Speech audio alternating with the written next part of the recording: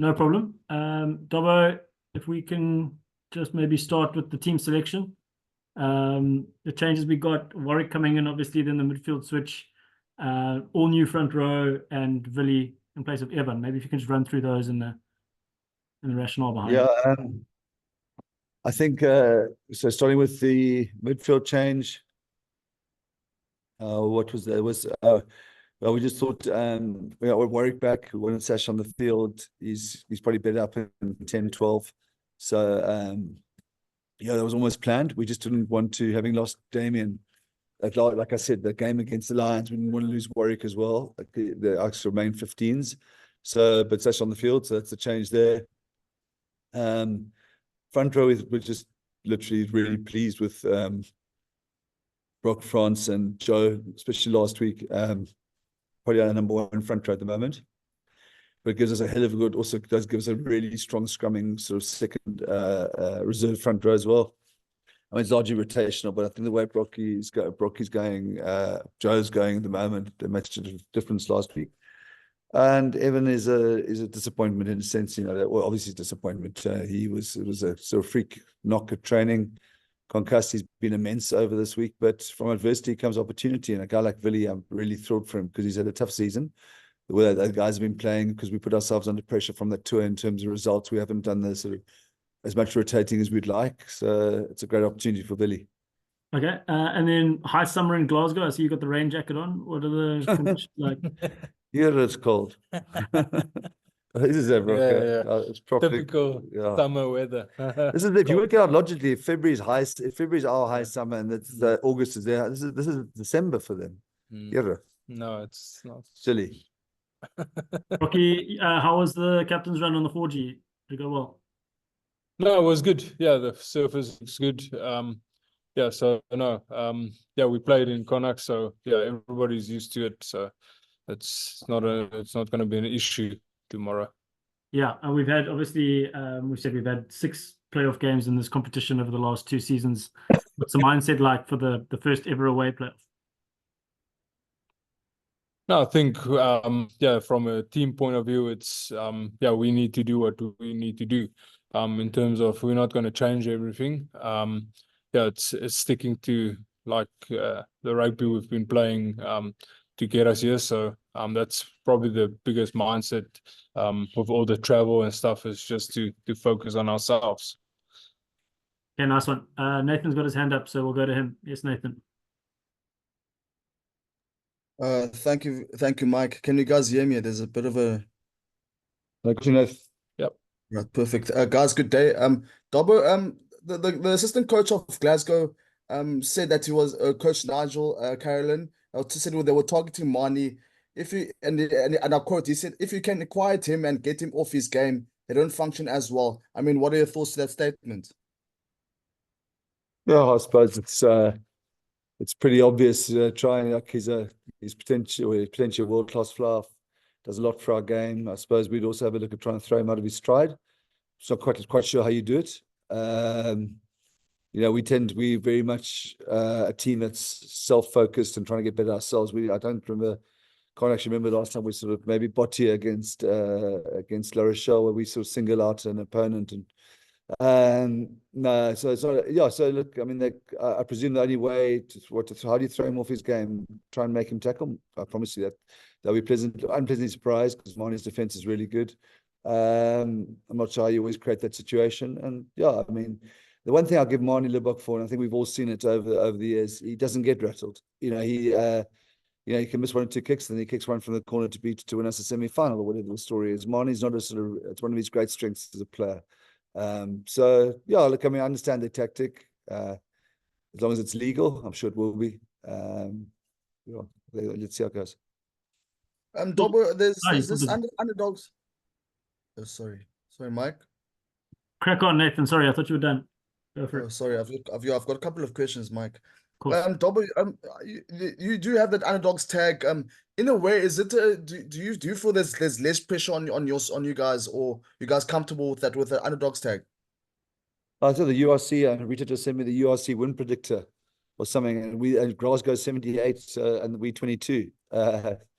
which we certainly don't feel. I mean, I suppose we're underdogs because teams tend to win their playoffs at home. But we don't feel like 78-20. We don't feel like Glasgow have 4 times the chance of winning than we have. So, but we're comfortable. I think we're in a really good space. I don't think we're paying any attention to that. It's an important part for our growth to play an away quarter. We'll be better off for this, whatever happens tomorrow, but we'll be desperately disappointed if we finish our journey tomorrow. Make no mistake. And I just feel like despite all the disruptions of the week, despite, I think, Dion and Damien both played in World Cup finals. Evan Rose has probably been outstanding for a while now. I could carry on Zassi or Sibela or Ruan. Doesn't matter. I think there's a really confident, excited feeling in this camp. Brocky, you guys got a tournament high of 49 scrum penalties. On a forwards point of view, what are you expecting from Glasgow this weekend? Yeah, obviously the old saying is the game will be won up front. So and it will be. Glasgow's got a strong scrum. With Ferguson, he's a British Lion, so we're expecting, and they compete well on our lineout. So we're expecting a massive game tomorrow in terms of the set piece. And then finally, one question for now, and then I'll stop for a bit. Dobbo, I remember Gavin asked you in the beginning of the week if Warwick is okay to play, and your response was, who knows? But how has Warwick looked in training this week? No, listen, that was a complete joke. I was joking about Warwick being it's an in-joke amongst the team. Warwick tells us he really manages himself very, very well. No, he's trained. I think one thing that's changed a lot about Warwick from when he came to the Bulls, and then it's changed a lot from when he was with us in the first URC season to now, his training hours. So, he was a guy when his knees started flaring up, understanding he got down to just, maybe 1 session a week in captains. Now he's on the field all the time, and he's all the time this week. So, he's fine. Cool, Nathan, thanks. We look forward to round 2. Next is Jan. Thanks, Michael. Thanks, John. Thanks, Brooke. John, obviously, the record says for itself. I mean, you've never won there. They've never won at Cape Town. Do you expect anything different from them this tomorrow, or what can you expect from them? I don't think they're going to change a winning formula.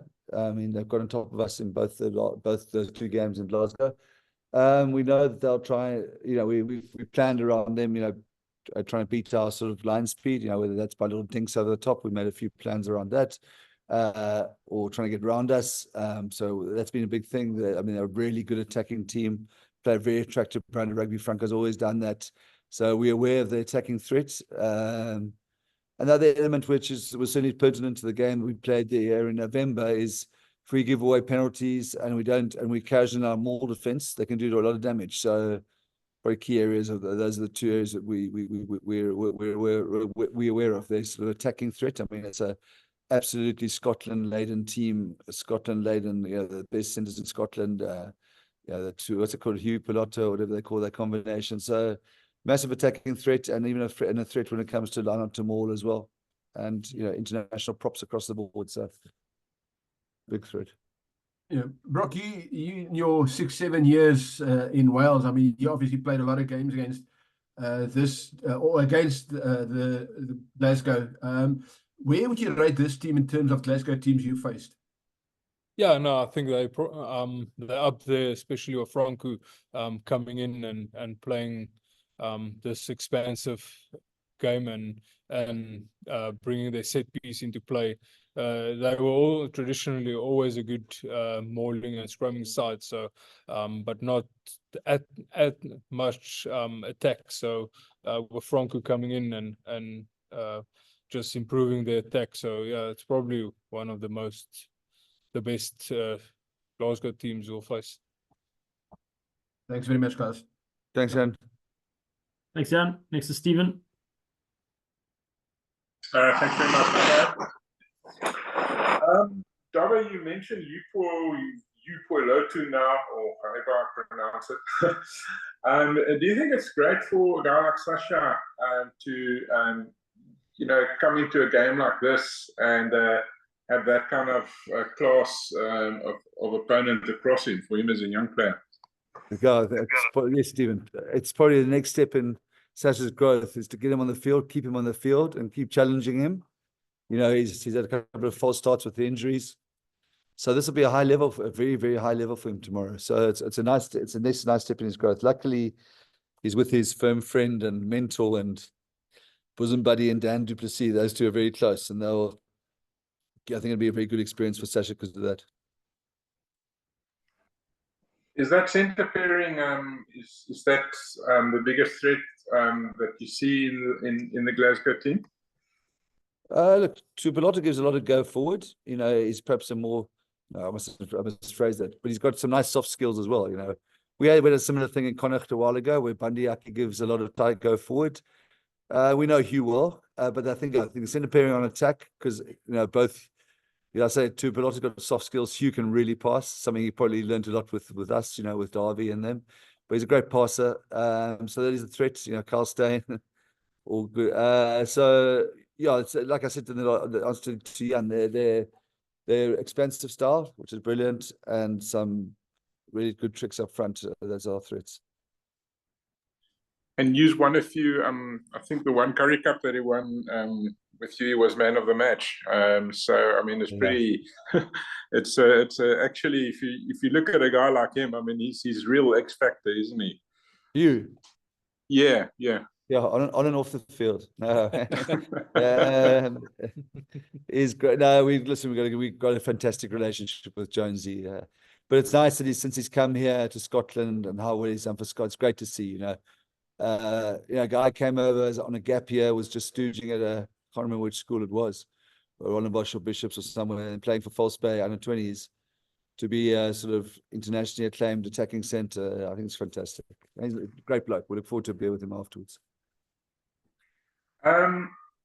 Obviously, Evan is a huge loss. I think that's stating the obvious. You know, that try he scored against the Lions was like outrageous. You know, and obviously there's the breakdown issue. Obviously, Willie in his own right is a decent player, but in terms of what you're losing with Evan and the breakdown and the carries and so on, how do you see the team somehow getting that into their game in the quarter? Looking at, I could give you the sort of vanilla answer that everybody wants, that the team wants to say, you know, it's not a big loss or whatever, but it's palpably is a big loss. The way he's playing, the way he's carrying, the work he's doing on D, his involvements are through the roof. I think that the move to 6 has been really good for him, and he's been really disciplined despite the provocation and that was one of our flashpoints here last year. Oh, sorry, late last year on the tour when there were a couple of incidents. We went down to 30. I think Evan was one of them. Look, Willie's different, very different.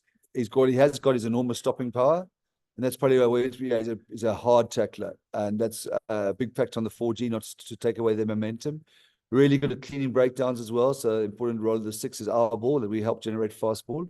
He's not the classic stealer, but he can cause a lot of nuisance at the breakdown. It's it was a tight call between him and Marcel, but we thought Marcel, runner as the game opens up, his intensity and work rate would be useful, but we wanted Willie's physical presence. But he's had a tough season. He hasn't gone his way because the team's been under pressure. So it's nice for him to get opportunity. If we get Willie, the Willie who won the Currie Cup final, so brilliantly for Griquas a couple of years ago, we're not going to feel the loss of Evan Riss. So just genuinely happy for Willie. I mean, sad, happy for Willie. Dobson, something that went down, in this while you were overseas, is this whole big issue of the arbitration around the Currie Cup. Yeah. It's a very complicated scenario because obviously you've got this thing of the player rest, which is important. But now, if the Currie Cup goes ahead between July and September, that means you've got literally next year. Take guys out of the URC. So it's practically impossible for the Currie Cup to go ahead now.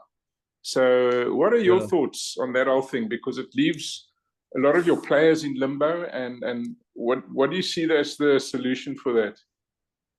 I don't know if I've got a solution. I mean, the player rest piece we completely get. Ideally we would have loved it to be individualized, completely, which is to me logical, where make sure Brocky gets his 8 weeks, the 3 + 3 + 2, the 3 right off, the 3 sort of training and reconditioning and the 2 weeks with the team to get ready for contact.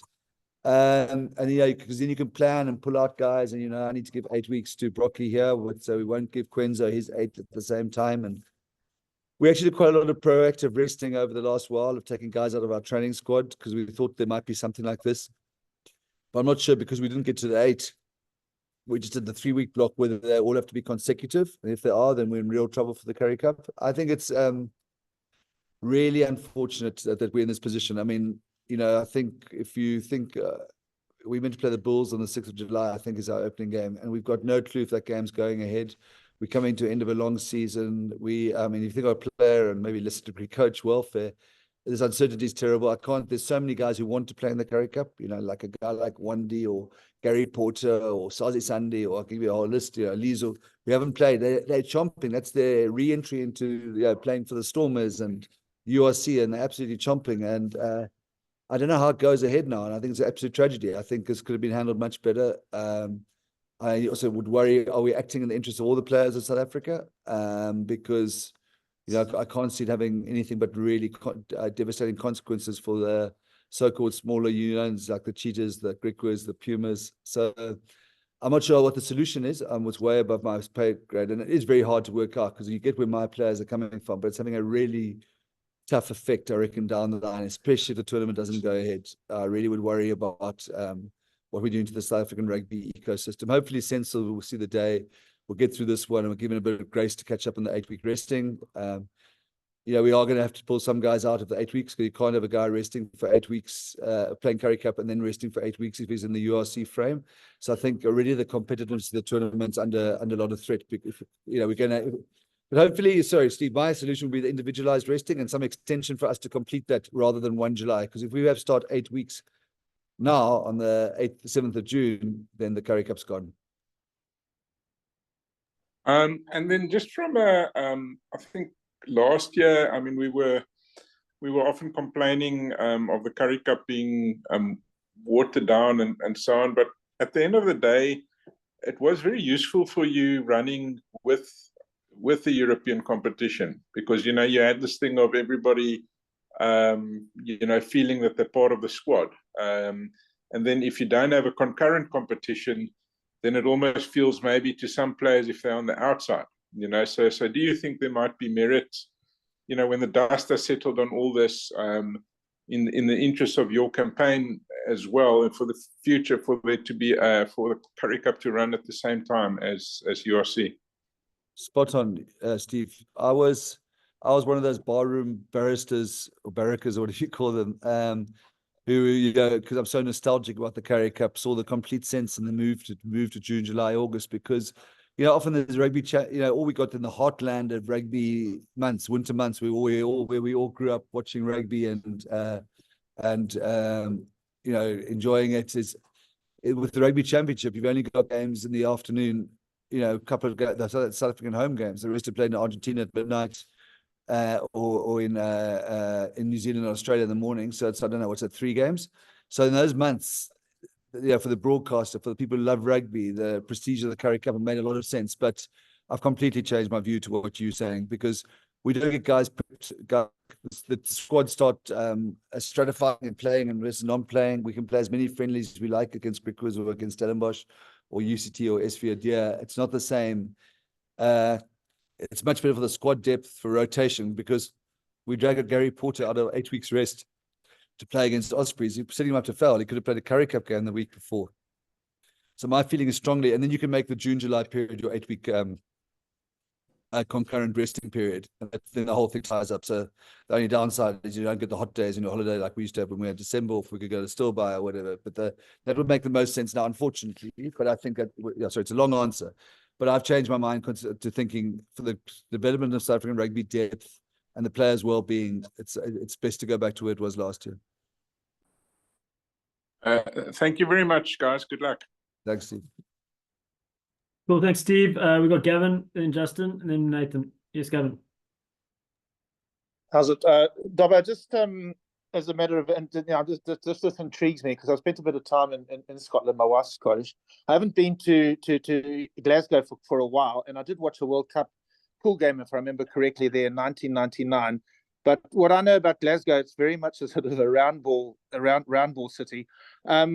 Just asking you, like, how different it is to be in a place like that. I mean, if the game was being played in Cape Town, it would be like, you know, that old sports writing cliche, all roads lead to Cape Town Stadium. I'm sure it's very different in Glasgow. Does that take a little bit of the sort of pressure off? You must sort of, you're not, what I'm trying to say is you're not like in the sort of goldfish bowl you would be if you were in a hotel in South Africa, even if you're in Pretoria before a game against the Bulls.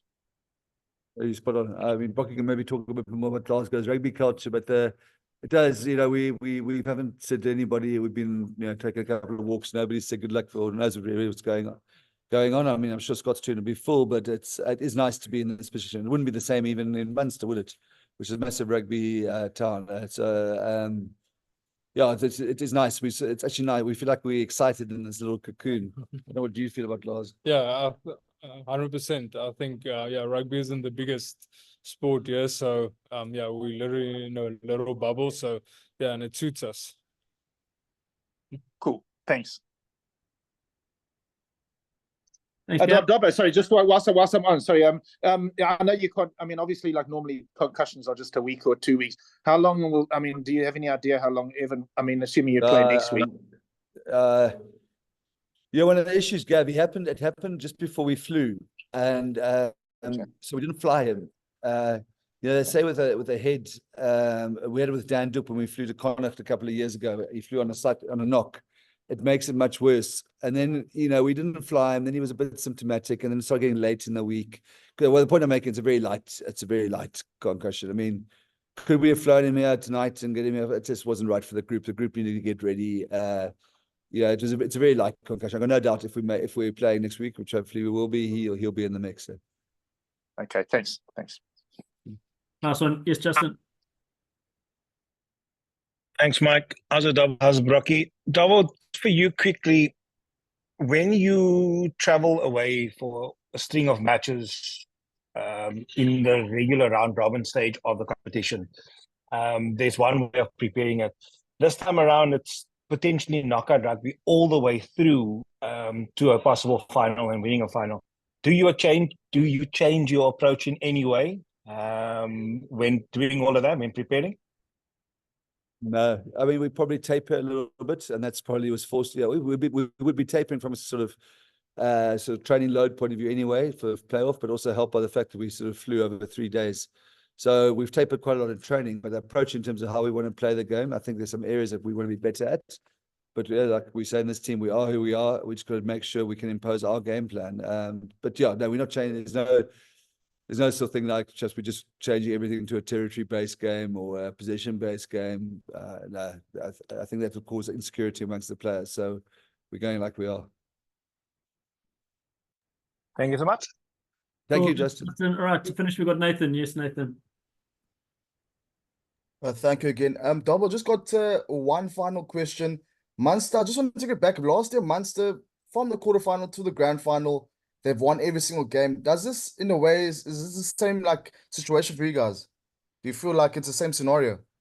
Well, Brocky, I think, came up with the term, or somebody, it was Reino Grondpad. And we've packed. I mean, we'd like nothing more than to get to Thurman Park and Munster next week. Yeah, we have talked about it, you know. And honestly, Nathan, I'd like it to be much more than 1 week, but this is a good thing for us, and not in terms of the revenue and the stadium sales. You know, we've won 5 of our 6 last away games, if you include the game in Northampton. What we said at the start of the season, there were 2 objectives for us as a squad, because don't forget, we're a big project. You know, we're not. Yeah, we're only URC in our first year, and that we all know that. But we want to become a properly established team that can compete deep into Europe and all that. And that was a 3 to 5 year plan. And obviously, the equity deal was a big part of it. But there were 2 things that needed that were really important to us: was winning away. We were sort of seeing a change there, and we're getting confidence. So this is a good experience in a away playoff. And the second thing was our squad depth. And then I was fooling around with Mike this morning, saying. You know, I'll give you a team that could play us that's not in the 23. I could get who's contracted next year or even this year. Steve Sakitsov, Lizo, Skara, JJ, Sazi, Gary Porter, Schikkelings next year, Dion Ferree, Evan Ruiz, Keke Marabi, goes 9, Stefan Grad, Yuri Mattia, Damien Willemse, Ron Nell, Sibela Sadatla, Levens, us, Clayton Domikis. That we've got those guys not available, not playing, some of our choice, some are injured, shows that we are growing in terms of a squad, because that squad against that team against our current team would be worth the ticket price. So in that point of view, we've ticked those sort of boxes of growth. It's just really important that the only one of these away playoffs is not tomorrow's. It's probably your question started with, we'd like 2 or 3. Nice one, guys. But don't forget, if Ospreys win tonight and we win tomorrow, we Cape Town Stadium next week. Yeah? See you there, my boys. Thanks. Right, we'll get you tomorrow. Thanks, Dobbo. Cheers. Thanks, Cheers, guys. Thanks, Mike. Cheers. Very late.